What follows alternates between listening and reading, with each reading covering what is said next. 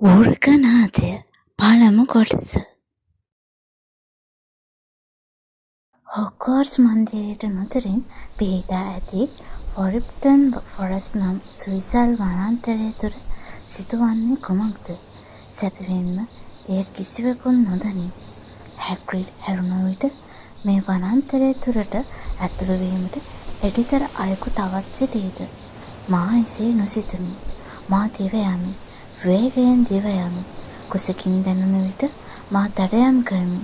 මා මාගේ බලාපොරොත්තුව කෙසේ හෝ ඉටු කරගත යුතුය.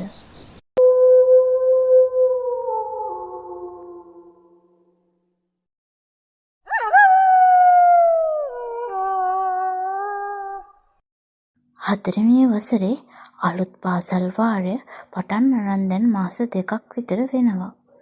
ඒත් හොග්වර්ට්ස් වල හිටපු අපට අලුත් පාසල් වාරයෙන් සති 2ක්ම මන්දිරය ඇතුළට හිර කරලා තියන්න වැඩි කාලයක් ගියේ නෑ. මොකද කීවොත් මේ දවස් ටිකේම රෑට නිල් පාට අහසේ හද මෝදු වීගෙන එනවත් එක්කම වනාන්තරය තුලින් උරුකෙකු මහනදින් මොරදෙන නාදය අපි හැමෝටම ඇහෙනවා. අදත් ඒ වගේ දවසක්. උරුකෙක් උඩු පුරලනවා රෑට. ඉතින් මොකද? උරුකෙ මහ රෑටනේ කෑ ගහන්නේ. විශේෂයෙන්ම හඳ පායන වෙලාවට උන් කෑ ගහනවා වැඩි. ඊටත් වඩා එයා ගොදුරු හොයාගෙන යනවා වෙන්න පුළුවන්. ඉතින් ඒක සාමාන්‍යයිනේ. කලබල වෙන්නේ ඇයි? ඔයාලට එහෙම හිතෙන්න පුළුවන්. ඔව් මේ ඔක්කොම ඇත්ත. ඒත් කලබල වෙන්න එක හේතුවක් තියෙනවා. මොකද මේ වෙනකොටත් හොග්වර්ට්ස් වල තියෙන රිසර්ච් ටෝර්නමන්ට් එකට කට්ටිය එන්න සති 2කටත් අඩු කාලයක් තිබ්බේ. එයාලට මොන හරි කාර්යයක් වුණොත් මේක මුළු හොග්වර්ට්ස් වලටම බලපානවා. ඒ වෙනකොටත් මුළු හොග්වර්ට්ස් මාලිගාවම මායා බන්ධන වලින් රැකවල් කරලා තියෙන්නේ.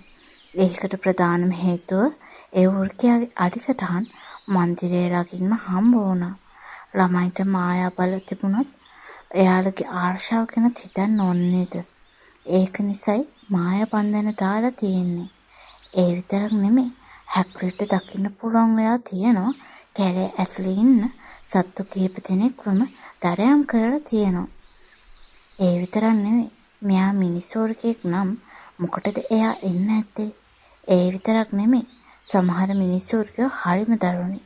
මොනවා කරයිද දන්නේ.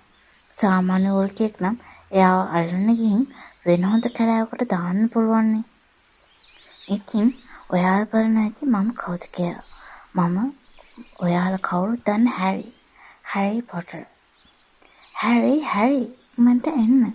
එයාලා හැග්‍රිඩ්ගේ ගේ දිහාට යනවා. හර්මයිනි පුස්තකාලයට දුවගෙන ඇවිල්ලා කිව්වා. මාත් මගේ ලෝකෝ අරන් ඒ පැත්තට දුවගෙන ගියා. අපටත් හොරෙන් චොක්ලට් ෆ්‍රොක්රව කකා හිටපු රොන් ඒකේ හිටපු අන්තිම ගෙම්බවත් කටේ බාන අපි කියපු පැත්තට පස්සෙන් දුවගෙන ආවා. ඇත්තටම අද පුරහද මෝද වෙන දවසක්.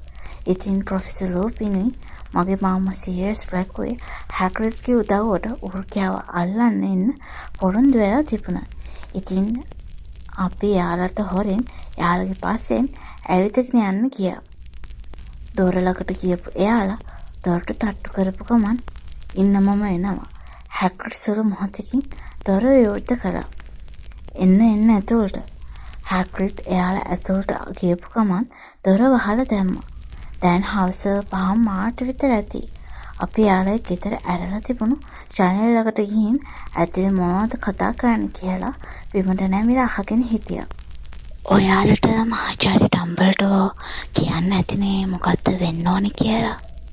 ඒ පාර ඇහුනේ අපේ මාමයි කටහඬ. තනි වුණු වෘකෙක්ගේ කටහඬ. පෙරේද දවල් මම කැලෑව ඇතුලේ තනි වෘකෙක්ගේ ඡායාවක් දැක්කා. කැලෑ ඇතුලේ හිටපු සත්තු කීප දෙනෙක්ම මරලා. මස් වලට ගන්න පුළුවන් જાති සත්තුන්ව තමයි මරලා තියෙන්නේ. ඕක ළමයිට පහර දෙන්න පුළුවන්. ඊට කලින් අපි ඕව හොයා ගන්න ඕනේ. හැබැයි ප්‍රොෆෙසර් සාමාන්‍ය වෘකී ගැන මෙච්චර කලබල වෙන්නේ. ආරංචි හැටියට සාමාන්‍ය වෘකී කියා. ඒකයි ප්‍රශ්නේ. ආරංචි හැටියට සාමාන්‍ය වෘකී නෙමෙයියා. ඒකයි ප්‍රශ්නේ. හරියටම හැබැයි ලැබුණු තොරතුරු ස්ථිර නෑ. හැග්‍රිඩ් පිළිතුරු දුන්නා. අද පොරහදත් පායන නිසා අපිට වාසි. දැන්ම පිටත් වුණොත් අපිට සෑහෙන දුරක් ය아가න්න පුළුවන්. ඔයා කිව්වේ තවල් තනි දැක්ක කියලා නේද? ඔව්. එහෙනම් එයා සාමාන්‍ය වෘකෙක් වෙන්න ඕන. මොකද මට දවල්ට වෙස් මාරු කරන්න බෑනේ. පොරහන්තට විතරනේ පුළුවන්. එහෙනම් තවත් වැඩේ ලේසි. ප්‍රොෆෙසර් රූපින් උත්තර දුන්නා. මට තාම ෆියන්සිව හොයාගන්න නම් බැරි වුණා. එයාව අදම හමුනොත් එයාගෙන් උදව්වක් ගන්න බැරි වෙන එකක් නෑ. හරි අපි එහෙනම් දැන්ම පිටත් වෙනවද? මේවර පැනේ මහාචාර්ය රූපින්ගෙන්. ඔව් දැන්ම යමු. එතකොට ලේසි. ඊට කලින් මේ කෝප් එක පීලා ඉන්න. ආයි කීයට එන්න පුළුවන් ඒ දන්නේ නැහැ. ඊට ටිකකට පස්සේ එයාලා ඒ ගෙදරින් එළියට බැස්සා. අපිට අක්කාලා මගේ ලෝකෙන් අපි තුන්දෙනා වහගත්තා. හැග්‍රිඩ්, මහාචාර්ය රූපින්, මාමා තුන්දෙනා ඒ ගෙදරින් දොරටුත් වහගෙන කැලේ දිහාට පිටත් වුණා. අපි මගේ ලෝකෙන් අපිව වහගෙන එයාලගේ පස්සෙන් පිටත් වුණා. දැන් හවස 6:30ට කිට්ටුයි. කැලේ ඇතුළ මාර කළුවරයි. මේ ශබ්දයි හරියට මහ රෑ වගේ.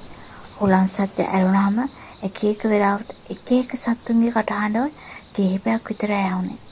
හැග්‍රිඩ් එක පාටම නතර වෙලා ලන්තෑරුම අපි ඉන්න දිහාට හැරෙව්වා. ඒකට පොඩ්ඩක් බය හිතුණා. ඒත් පස්සේ මතක් වුණේ අපි නොපෙනෙන ලෝකෙන් එයාලට නොපෙනී හිටියේ කියලා. ඒත් එක පාටම ඔයාලවම තනියම ඇවිල්ලා අතරමං වෙනවද නැත්නම් අපිත් එක්කම එනවද? මත සම්බන්ධයි. ඉතින් හලුවනේ මේ කතාව මමම ලියපු කතාවක්. කොටස් 20කින් මේ කතාව යුක්ත වෙනවා. ඒ වගේම තමයි හැරි පොටර් සහ වුල්ෆ් බ්ලඩ් කියන ටෙලිග්‍රෑම් එක එකතු වෙලා ලියපු කතාවක් තමයි මේක. ඉතින් කතාව කොහොමද කියලා ලයික් කරන්න, කමෙන්ට් කරන්න, ෂෙයා කරන්න. එහෙනම් යාළුවනේ ඊළඟ කොටසින් හම්බ වෙමු. ඒ වගේම අපිත් එක්ක දිගටම රැඳී ඉන්නත් අමතක කරන්න එපා.